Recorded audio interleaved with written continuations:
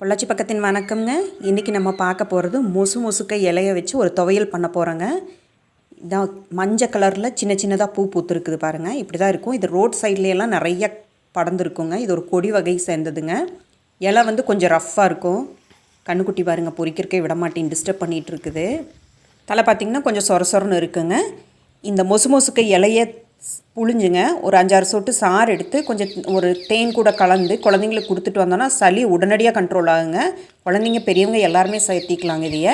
இப்போ நம்ம இந்த தலையை பொறிச்சு ஒரு துவையல் பண்ண போகிறோம். சளிக்கு நல்ல மருந்துங்க. சளி காய்ச்சல் ரெண்டுக்குமே நல்லா கேட்குங்க. காய் பார்த்திங்கன்னா இந்த மாதிரி சின்ன சின்னதாக ரவுண்டாக இருக்குங்க. மழை காலங்கிறனால இந்த டைம் எல்லாத்துக்குமே சளி பிடிச்சிருக்குதுங்க. கண்டிப்பாக இந்த தலை யூஸ் பண்ணி பாருங்கள். சளி இமீடியட்டாக கண்ட்ரோல் ஆகுங்க. நெஞ்சு சளி இருந்தாலும் சளி கரைச்சி வெளியில் கொண்டு வந்துடுங்க.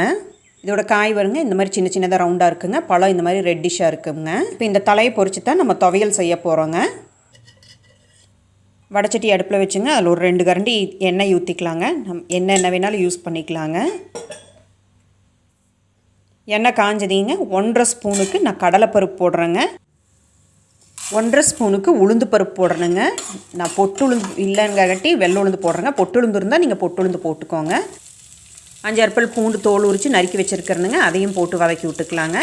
இதெல்லாம் கொஞ்சம் வதங்கினதிங்க. காரத்துக்கு தகுந்த மாதிரி வரமிளகா போட்டுக்கலாங்க. நான் 6 வரமிளகா போடுறேனுங்க. வரமிளகா லேசாக வதங்கினதிங்க. கொஞ்சம் கருவேப்பில் போட்டுக்கலாங்க. கருவேப்பில் ஆப்ஷனல் தானுங்க. நீங்கள் வேணும்னா போடுங்க, இல்லைன்னா விட்டுறலாங்க. இப்போ அந்த கீரையை வந்து நான் சுத்தம் பண்ணி கழுவி வச்சுருக்கிறேனுங்க.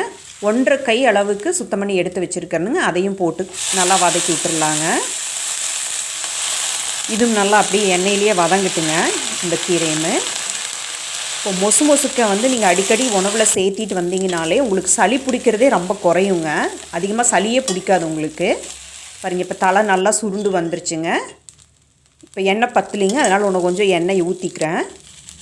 கொஞ்சம் குருமிளகு போட்டுக்கலாங்க. ஒரு 1/4 ஸ்பூனுக்கு மஞ்சள் பொடிங்க. ஒரு 1/4 ஸ்பூனுக்கு சீரகம் போட்டுக்கலாங்க. போட்டு நல்லா வதக்கி விட்டுக்கலாங்க. கூட கொஞ்சம் உப்பு, இப்போவே வதக்கும் போதே கூடவே உப்பு போட்டு நல்லா வதக்கிக்கலாங்க. வதக்கும்போது உப்பு போட்டு வதக்கணுன்னா அது ஒரு டேஸ்ட் தனியாக இருக்குங்க. பாருங்கள், நல்லா வதங்கி இலையெல்லாம் நல்லா சுருண்டு வந்துருச்சுங்க. இப்போ இதை நல்லா ஆற வச்சுக்கலாங்க. நல்லா ஆறிடுச்சுங்க. இப்போ அதை மிக்ஸி ஜாரில் போட்டு நல்லா துவையல் மாதிரி அரைச்சி எடுத்துக்கலாங்க. இப்போ கம்ப்ளீட்டாக எல்லாம் எடுத்து மிக்ஸி ஜாரில் போடுறேங்க. போட்டு நல்லா அரைச்சி எடுத்துகிட்டு வந்துக்கலாங்க. பாருங்கள், அரைச்சி எடுத்துகிட்டு வந்துட்டேன். நான் கொஞ்சம் கொரகொரப்பாக அரைச்சிருக்கேனுங்க. கொரகொரப்பாக அரைச்சோன்னா சாப்பாட்டுக்கு வச்சு சாப்பிட்றது கொஞ்சம் நல்லா இருக்குங்க. அந்த கடலைப்பருப்பு உளுந்து பருப்பெல்லாம் வாயில் கடிபடும் போது கொஞ்சம் நல்லா டேஸ்ட்டாக இருக்குங்க. நீங்கள் வேணால் நைஸாக வேணாலும் நீங்கள் அரைச்சி எடுத்துக்கலாங்க. கண்டிப்பாக முயற்சி பண்ணி பாருங்கள். சளி இருந்ததுன்னா இந்த தலையை விட்டுறாதீங்க. எங்கே பார்த்தாலும் விட்டுறாதீங்க. பொறிச்சு யூஸ் பண்ணுங்கள். கண்டிப்பாக சளி காய்ச்சல் கண்டிப்பாக சரியாகுங்க.